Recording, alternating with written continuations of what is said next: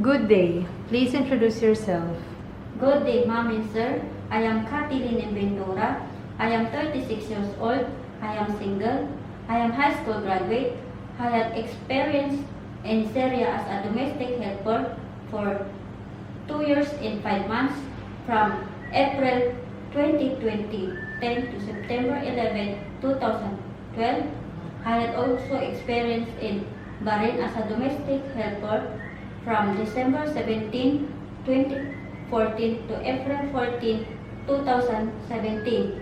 And also, I had experience as a domestic helper in Hong Kong from November 14, 2018 to January 20, 2022.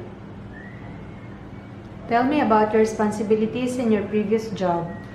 My duties and responsibilities as a domestic helper are taking care of newborn baby, taking care of elderly, cooking, ironing, washing car, and all household works.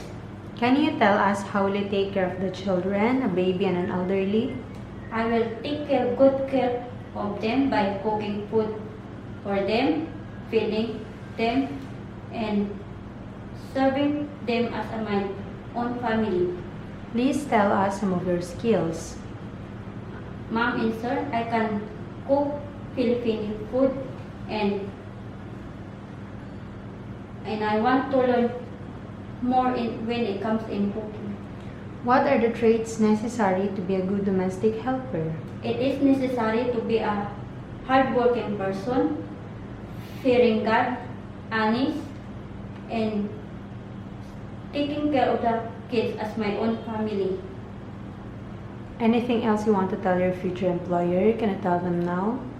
Ma'am and Sir, I will promise to finish my 2 years contract. God, thank you and God bless. See you in Hong Kong.